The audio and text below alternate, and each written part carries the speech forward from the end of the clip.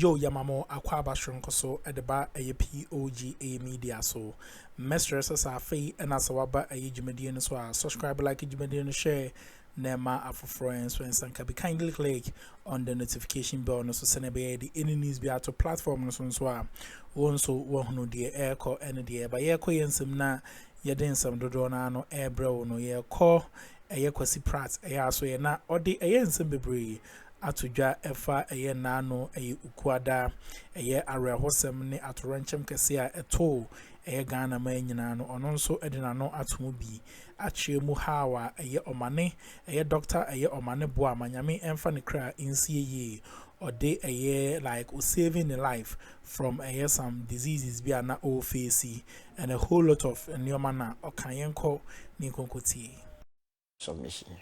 Thank you. Thank you very much. And one of the things I've been saying constantly is how he always uses that phraseology, Allah is the master planner. That's what he always says, Mutala, every time he says it. And I was listening to one of the last interview granted to Diamond FM in Tamale, the concluding part alone will tell you how he always felt about death and the connection with his creator. Anyway, I think, thank you very much. I saw Uncle Addo in his motor-powered wheelchair, and talking about Dr. Addo Bama, automatically I was reminded of Kwesi Pratt, because I encountered him when I started hosting this show. I just come to Radio Gold about a few months, then I had to host the show. One of the things that daunted me was having to sit on a show and host it without making a name for myself first and hosting him, and then on that show, I think I had Dr. Addo Bama on the show, Alaji, and when you see the panel itself, you'll be. But they created quite a family environment on the show. It has always been the way the show has been, welcoming of new people and giving them that feeling. So it was so sad. But, well, Comrade, we're listening to you. Well, first of all, I'd like to say that Pan-African television and Alaji have been most fortunate. You know, perhaps this is one of the media houses that is run with meager resources. There are no resources at all. In fact, setting up this station was a huge adventure. And we survived almost 10 years, I guess.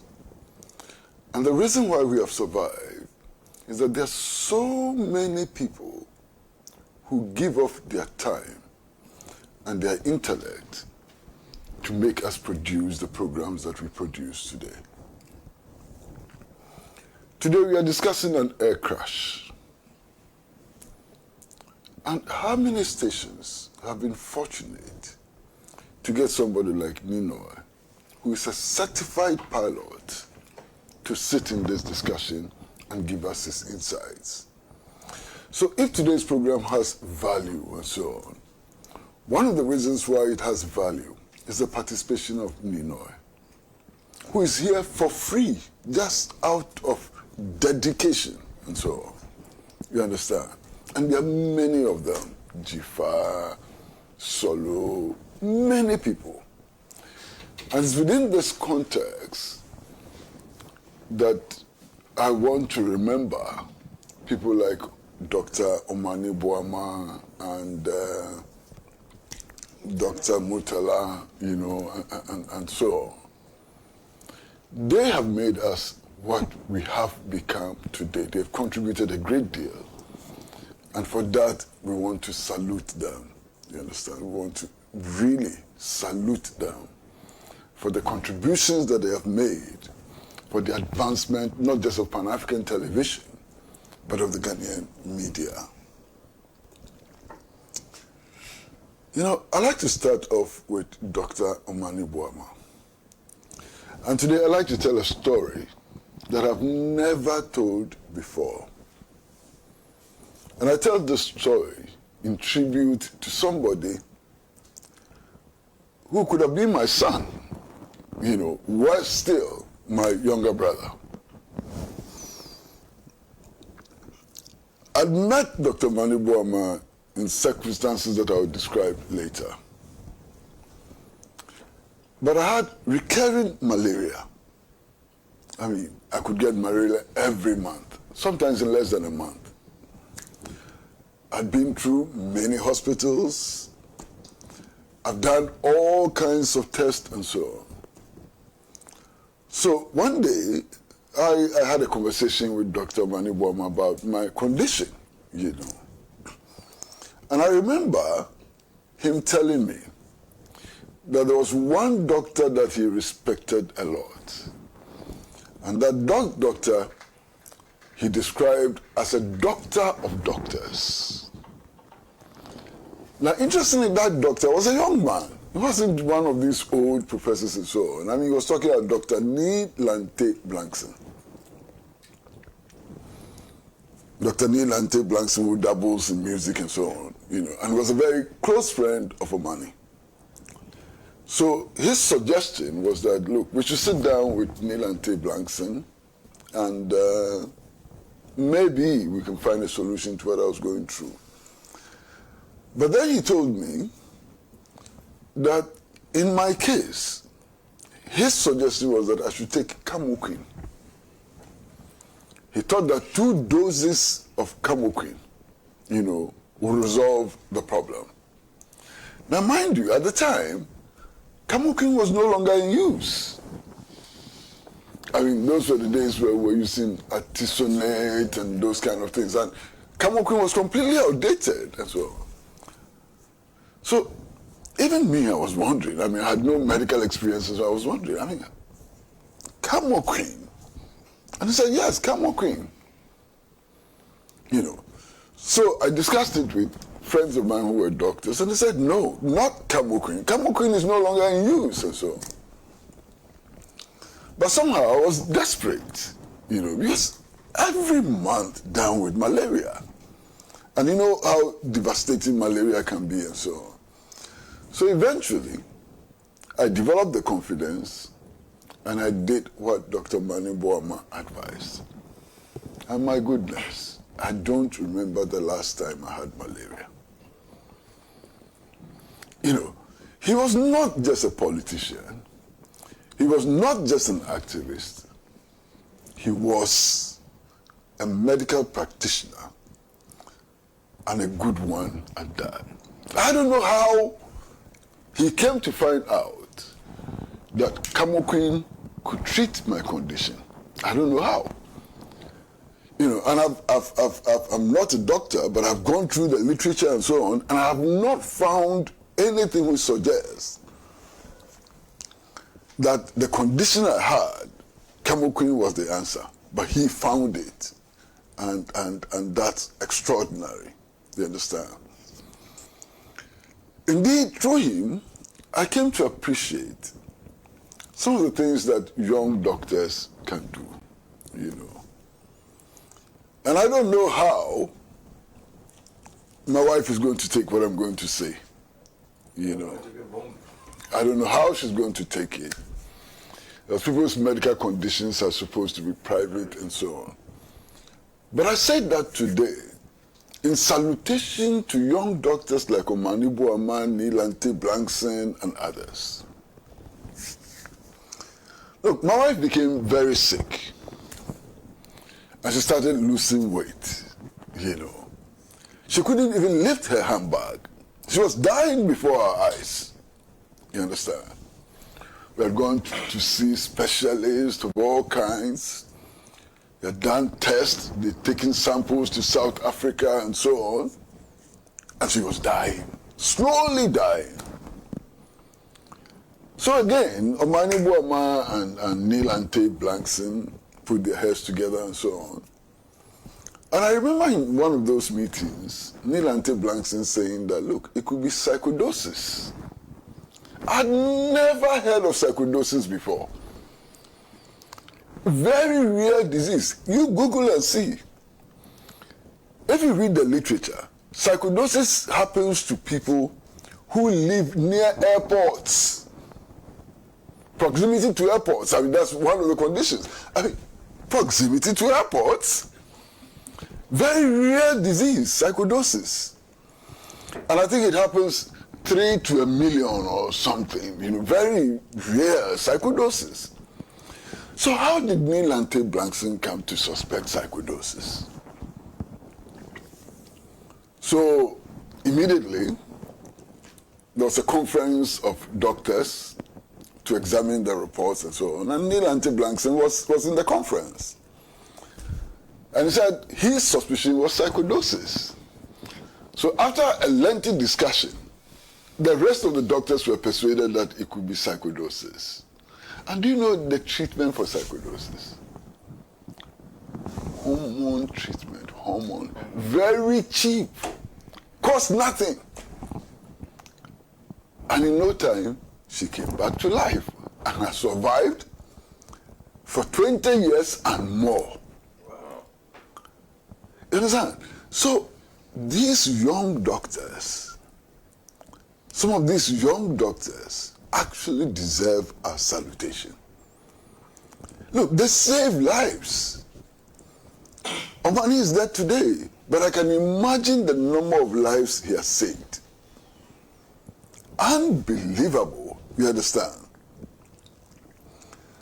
Now, the circumstances in which I met Omani Bawumia were interesting.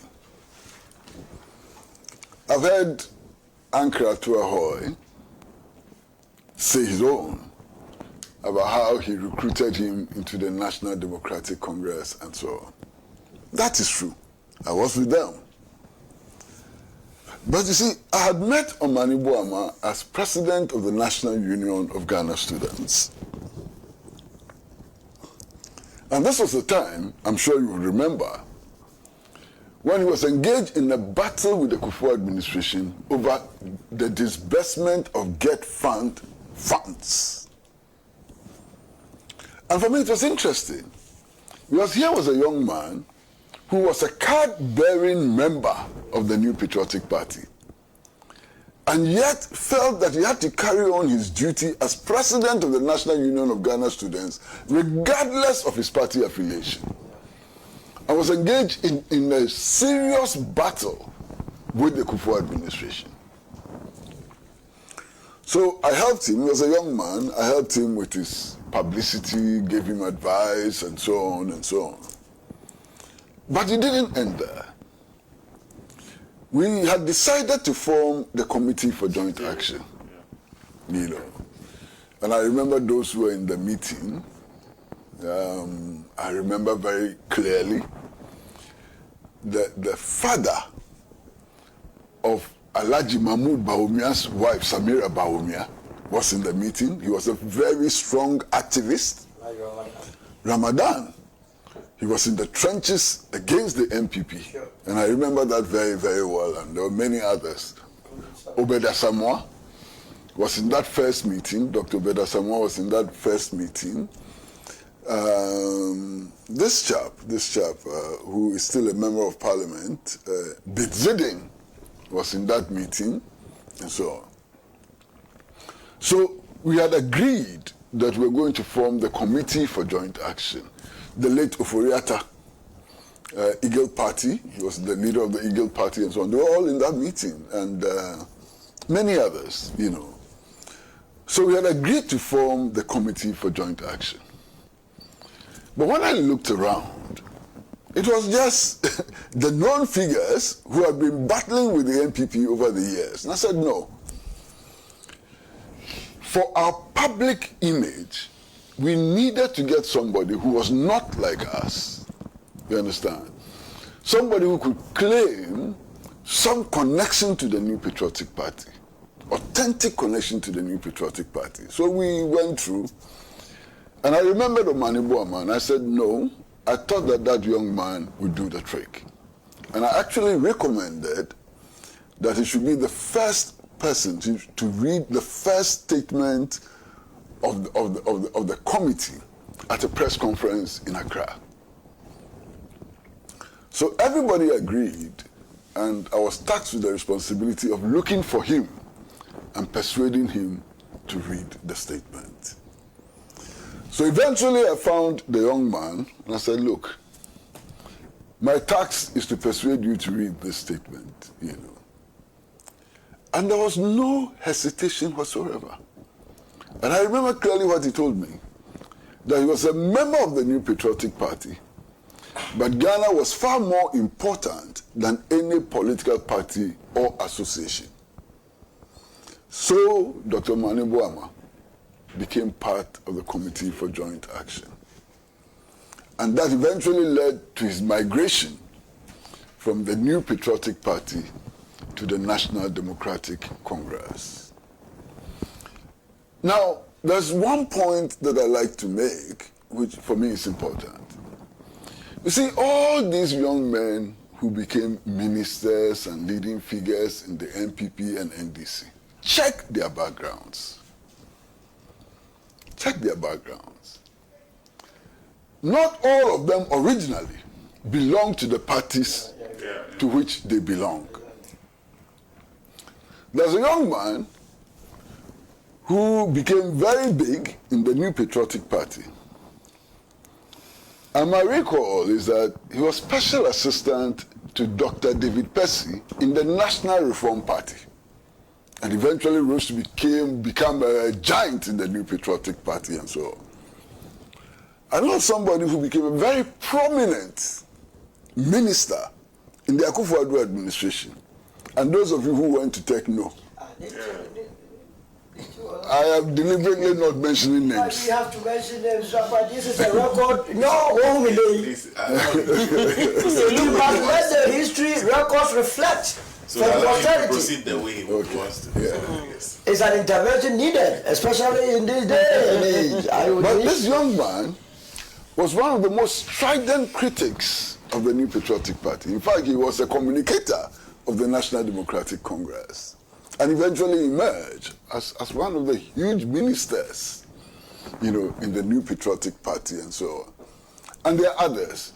I mean, recently, we were in the Accra International Conference Center for a ceremony, you know, and President Akuffo came. He was sitting in the VIP lounge, so I went to see him. And as we were talking, a very prominent minister in the National Democratic Congress walked in, you know. So we had a chat, and then he left.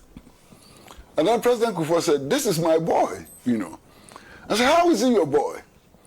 And he said, when he was contesting to become president of the National Union of Ghana Students, Mr. Francis Poku, who was then the National Security Advisor, brought him to me, that is Akuffo, and we gave him all the assistance he needed to become next president. Because I went with him. Oh, so you know the story. Okay, no problem. No. You see, this is where I disagree. But now he is. Yeah, so if you know him, it's better. Okay. So I was shocked. And then Akuffo said, now look at how he's treating us. And indeed, he has become one of the most strident critics, opponents of the New Patriotic Party. Not just on the basis of their policy and so, but even of their history that he was a part of.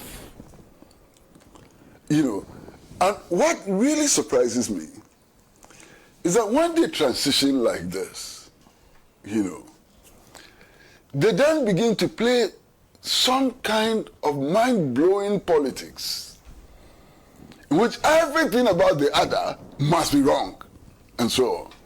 And they do that to justify their inclusion. You understand? But it doesn't help the nation at all. You understand? But maybe one day, this history will be told in its fullness. But I'm talking about Dr. Omani Bawumia. I have come to respect him a lot. And that is not to say that there were not moments that I was very unhappy with him. And all of those who were close to us know that there were moments in which I was very, very, very unhappy with him. But that's normal. We are all human, aren't we? And we can't agree 100% all the time. We can't please ourselves all the time. So there are moments of friction, there are moments of disagreement, but the important thing is that in spite of those moments of friction and disagreement, we still manage to converge around national concerns.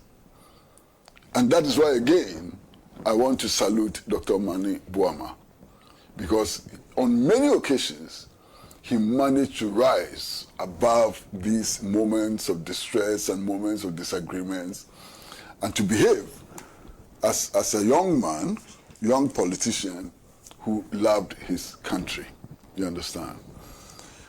Unfortunately for me, I haven't met or spoken to him since December 7th last year.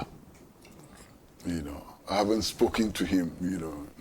I just saw him in person once, and that has been it. But of course, it's not his fault. I've also not made the effort, you know, to get in touch with him and so on. But this is Dr. Omani Bawumia. I never for one moment thought that he would be Minister of Defense. Never for one moment thought that he would be Minister of Defense one day. First and foremost, because this is damn good doctor. He served in the 37 military hospital for a while, but that doesn't make you an expert on military affairs. It doesn't give you, you know. But President Dramani Mahama must have seen something in him that the rest of us may not have seen, and he became Minister of Defense. He's married and has children, and like most of the people who were involved in the crash, my sympathy goes to their families. Perhaps the families would even suffer more than those of them who perished in this crash. I've known Murtala Mohammed quite closely. He has been a pillar for us in Pan-African television, and also particularly on this program and the Good Morning Africa show. You understand? And indeed, I'm going to say it anyway. You see, when this matter occurred, I mean, I got the information, somebody sent me an information that there had been a helicopter crash and that Omani Bawumia was on board, and that they didn't know what had happened. The security services were still trying to trace the plane. So even at that time, we did not know that the people on board have died. We thought that they could be rescued. But we had only Omani Bawumia's name. A few minutes later, other details kept popping in. And all of you would agree that some of the names that were mentioned were not on the flight. So the information we got did not include Murtala on the flight. So, Sana, when the news hit us that Murtala was on the flight, wailing, many of the staff just burst into wailing. I didn't know he was so popular in this station. So very popular in this station, they were crying. And indeed, some of them told me personal stories of their engagement with him outside their professional circles that I didn't know about.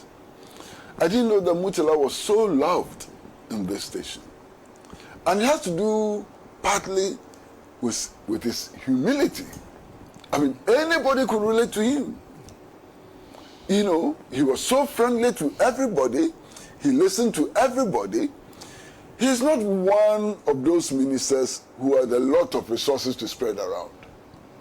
You know, I mean, I've been friends with Murtala for a long time. I've never drank a bottle of Coke bought by him. No, I'm serious. He will tell you that's not there. No, I have never asked. He's never offered. He's never taken me to lunch or dinner or nothing. You know, our friendship has been around work. And my impression has always been that he doesn't have too much to throw around. That's true. So if he was so loved, there must be other reasons why he was so loved. And my impression is that it had to do with his humility. And that humility hit me once when he actually said that he did not want to be referred to as an honorable member of parliament. And I'm sure all of you have heard him say that. And that he preferred to be called comrade.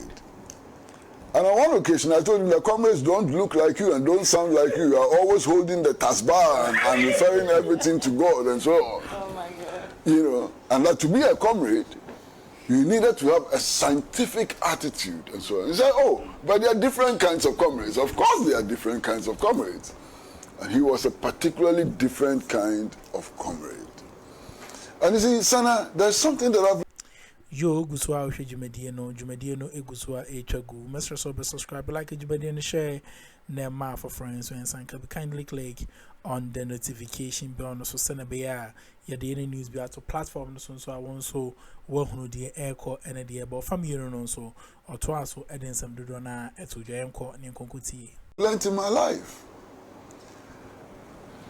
Those who think that they can only work with those who share their principles, ideals, and so on in entirety, they do nothing in life. Because in this life, it is so very difficult to find two people who are identical in thought, in belief, and so on. It is almost impossible. So, in this life, if you want to make progress, what you do is that at every time, you look at the congregation of forces that can be marshaled to pursue a certain objective.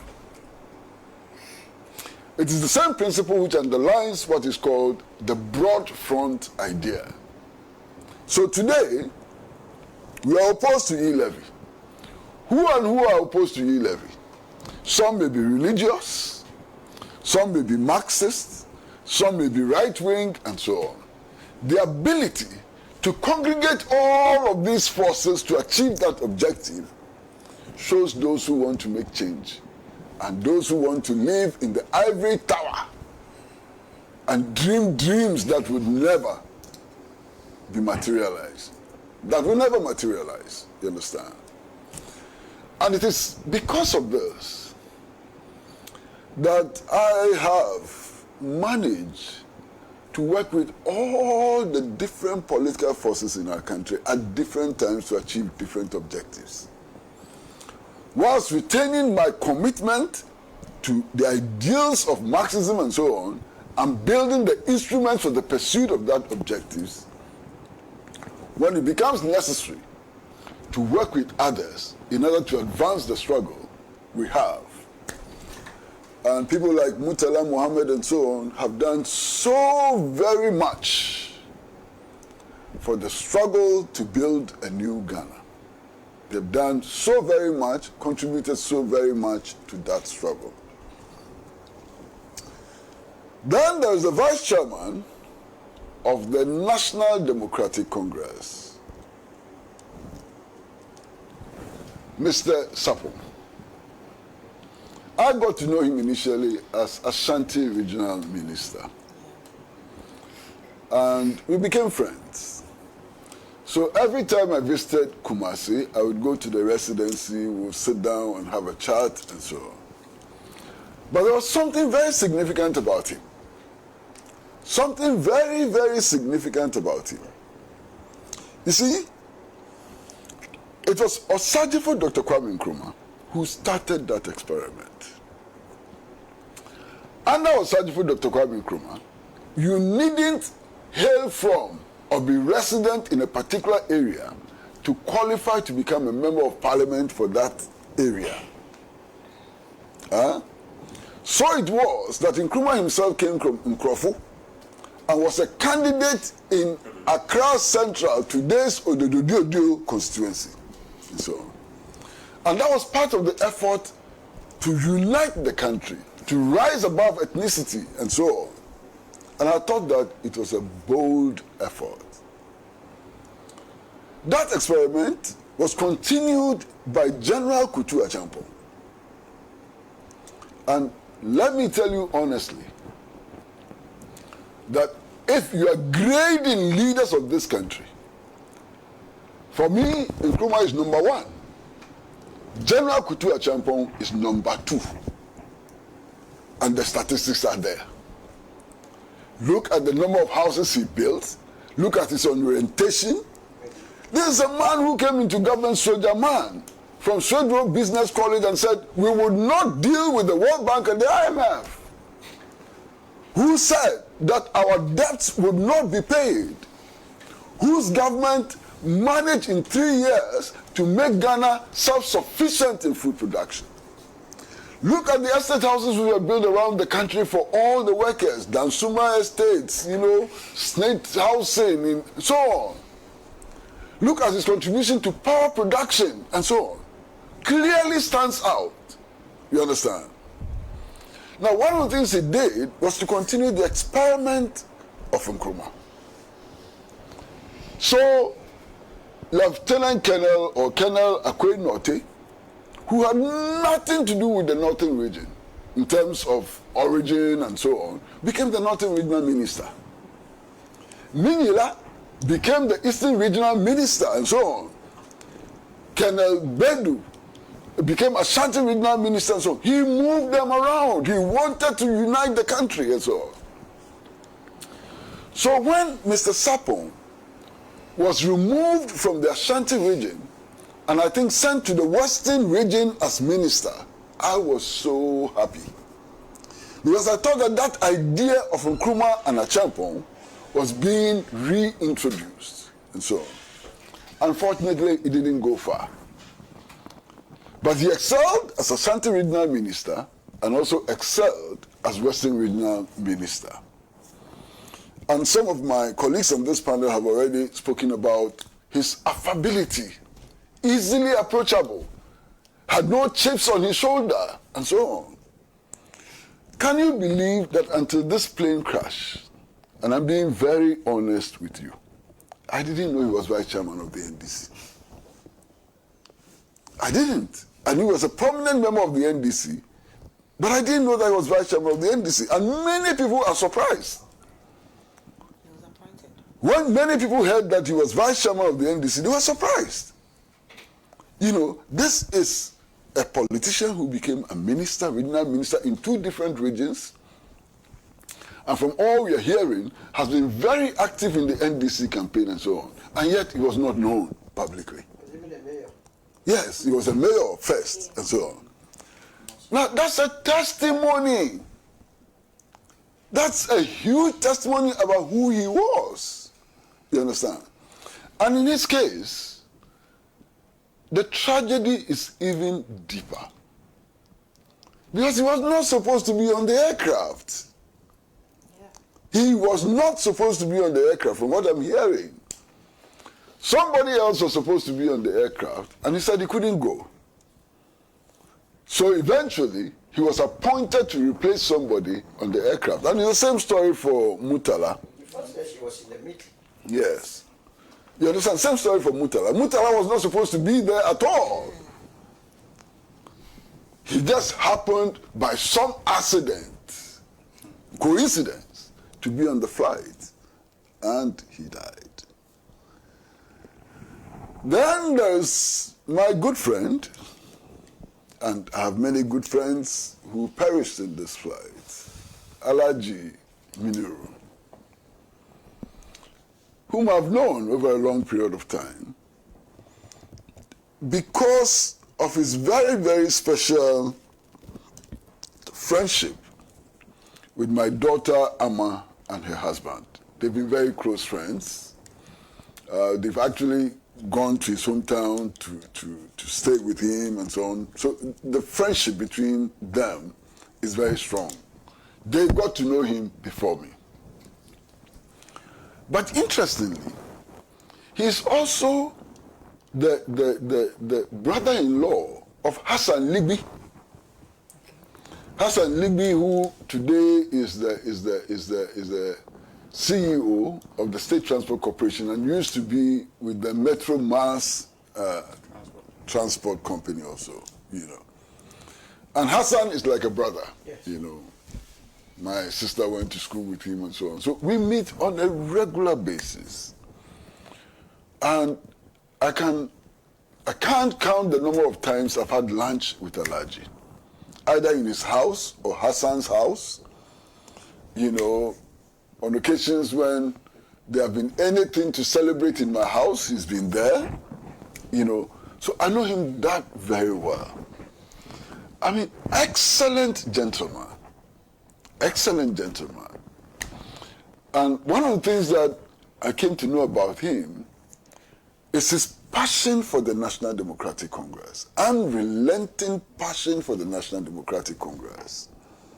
You know, perhaps the two most valuable things that I found in my dealings with him were his commitment to Islam and also to the National Democratic Congress. I mean, this is a gentleman who goes around holding a tasbih. All those who know him, he goes around holding a tasbih all the time. I mean, these days, how many people go around holding tasbih? He's sitting in his car, he's holding a tasbih. We are going for lunch, he's holding a tasbih and so on. You know, he was such a devout Muslim. I'm not. He was. Okay? Now, his exit must be very painful. Not just because he died in these circumstances, but last night, I was told that his wife is on admission. The wife was unable to deal with these shocks. And the wife is on admission as we speak. Well, I don't know about this morning, but as of last night, around 11 p.m., the wife was on admission. Then I'm told that his two sisters were also on admission because of the shock. Well, you know, so this should tell you the impact that his exit has made on those who are close to him. Indeed, last night, I was in the house of Hassan Ligby, together with Alhaji Aminu, who used to be a regional minister and so on, and other friends. And the feeling was mutual. Everybody felt a huge sense of loss, you know. With regards to the military personnel, I didn't know any of them personally. I don't even remember encountering any of them. But you see, when these things happen, the stories are told. All you have to do is to go to social media and you hear the stories and so on. And it is clear that these were men, soldiers, who loved their country and who have served their country in distinguished capacities. I'm told that the squadron leader is one of the best pilots that the Air Force has. And there are many, many soldiers who have said very, very interesting things about him and how he does his job and so on.